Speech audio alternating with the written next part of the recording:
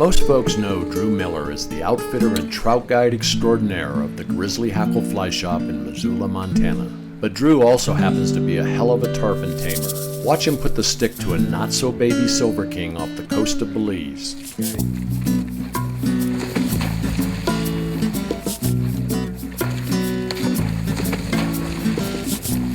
The fine background music is an island jam written and performed by Gary Arlyn Morse. Tell you a lie you ain't supposed to believe about an island off the coast of Belize. I go fishing there, drinking some too, but never heard nothing about the Big Bambu.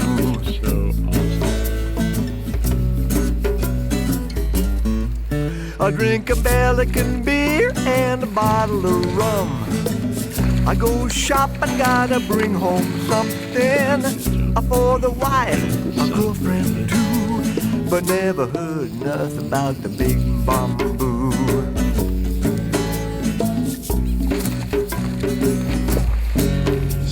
Shop girl there, she be young but wise, shiny hair and big dark Mayan eyes, telling me what I got to do. I gotta be finding that Big Bambu.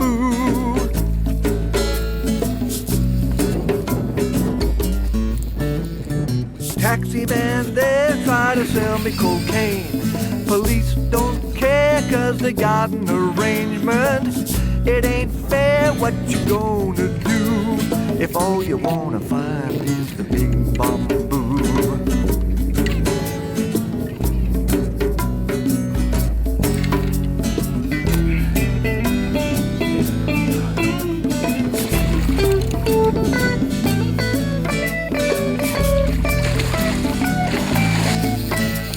All you wanna find is the Big Bambu.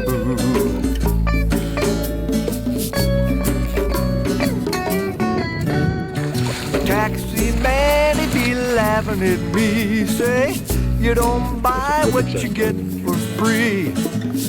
Eat fritter, drink a bottle of booze, you soon be think about the Big Bambu.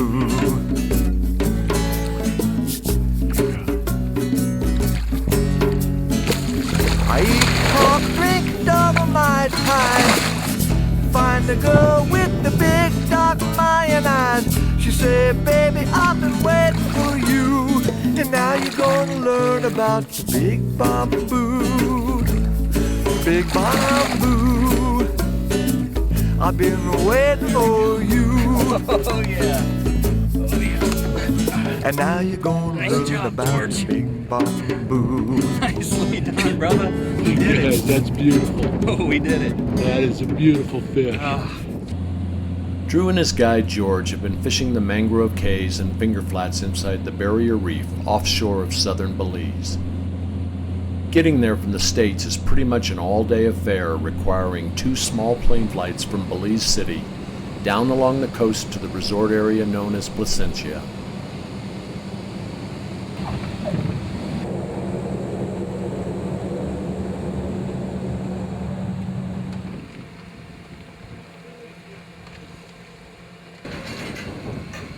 From the Placentia airport, it's a 5-minute drive to the Roberts Grove Marina, where we board their water taxi and cruise out past Placentia.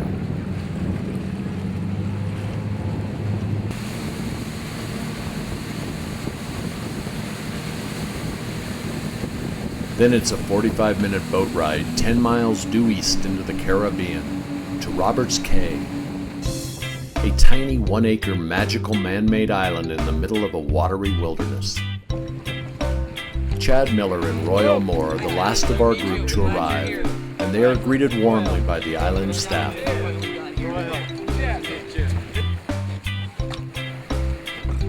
Bags of fishing and camera gear are unloaded, along with a mysterious shipment of banana leaves, and everyone is shown to their lodging.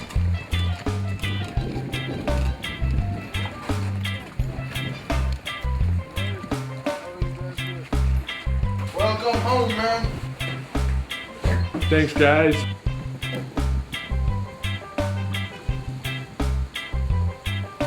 Roberts Caye consists of a kitchen and dining area, and 4 well-appointed cabanas, each perched out over the water.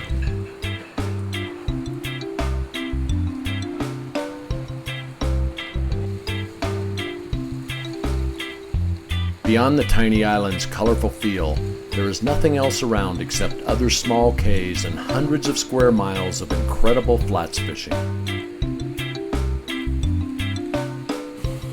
Since it's already late afternoon, we spend the rest of the day relaxing with the guides and the island manager, telling fish stories and turning our clocks off to the stress of everyday life.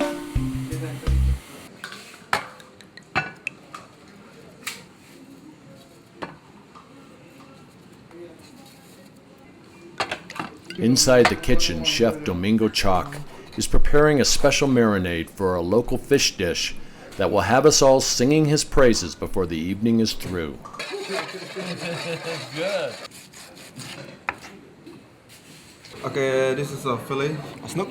What I'm going to do is marinate for 5 minutes and then I'm going to roll it in a banana leaf.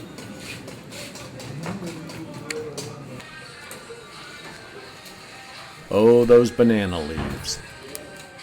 Domingo softens each one over a flame and then cuts them up into the perfect size for his gustatory masterpiece.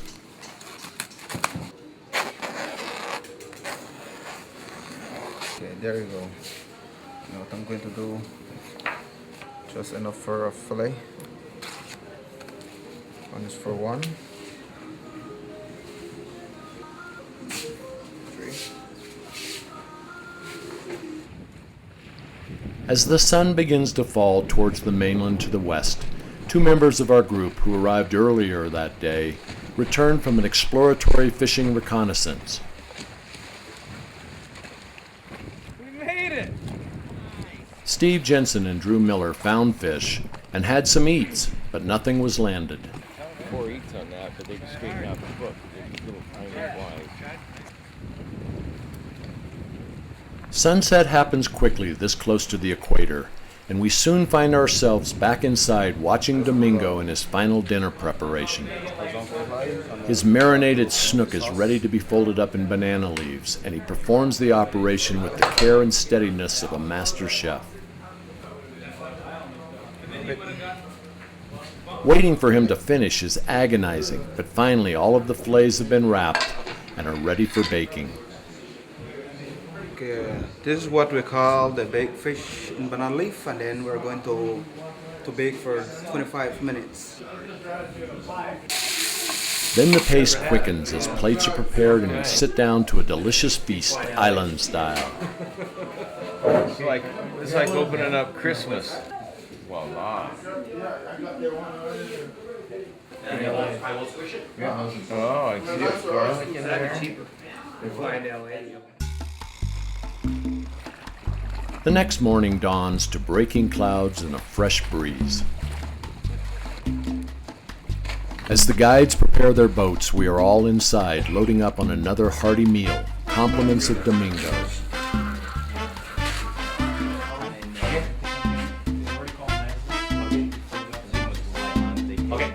We discuss the day's strategy as lunches are packed, and then it's everyone into the skiffs, final cup of coffee in hand, and our piscatorial pursuit begins.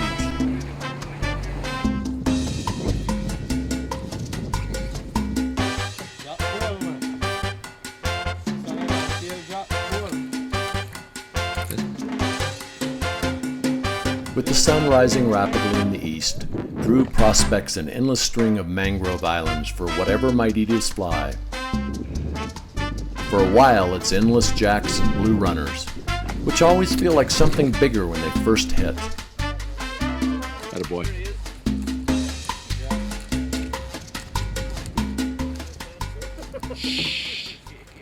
Finally, the quarry changes.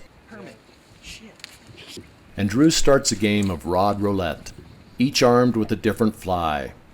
As the permit evaporates and a school of bonefish appears, then the permit comes back.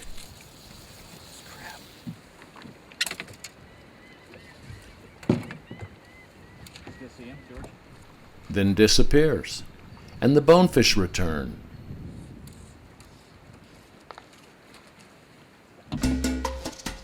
that a bump?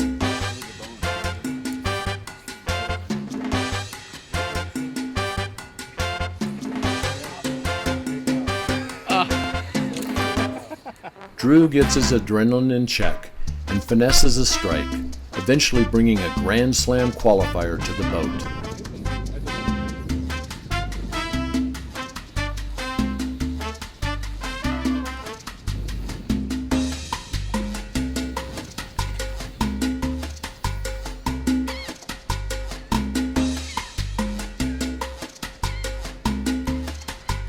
Bonefish might actually be the hardest of the flat species to find, so with that in the bag, we head out to a finger flat in search of permit.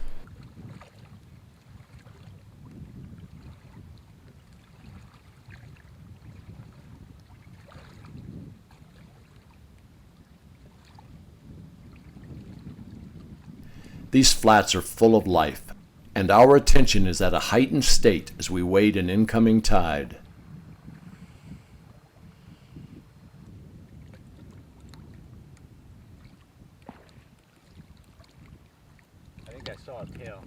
But what we think might be part 2 of our quest turns out to be a crazy boxfish.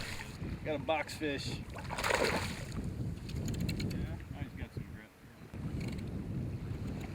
Drew Miller, the boxfish man.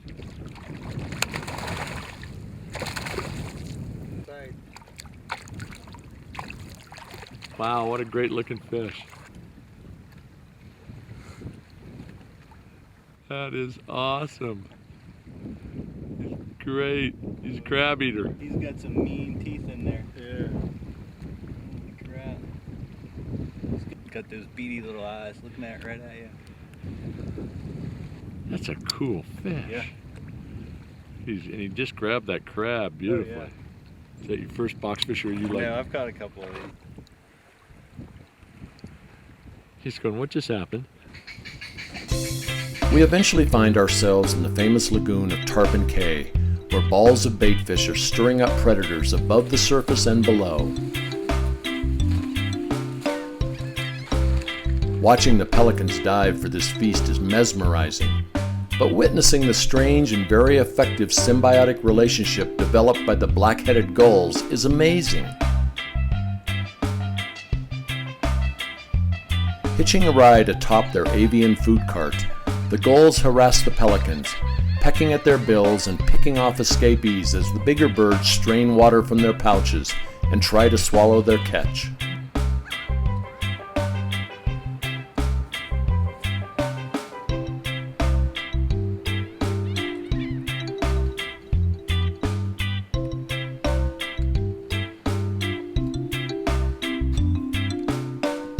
It's fascinating to watch, but the fact that it is going on means that there is also a feeding frenzy underwater, and Drew focuses on doing what he does oh so well. There's a tarpon right under there, in front of the boat. Oh, baby. My woman be waiting at the DIA. She say, hey baby, are you home to stay? I say, I got an island surprise for you, 'cause I brought home that we gonna do that. Let's land it now. Mama hit the big bamboo. Big bamboo. Nice. Brought it home for you. Good job. It's the big bamboo. It's the big bamboo. Brought it home for you. Hey, the big bamboo. It's the best I can do. It's the big bamboo. That is what it Hey, is. the big bamboo.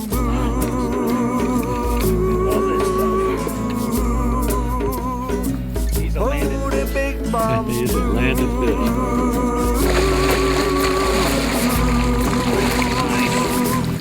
The big bamboo.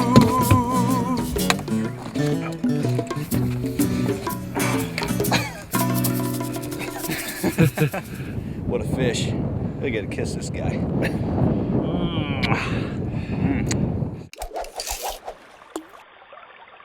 Wild on the fly.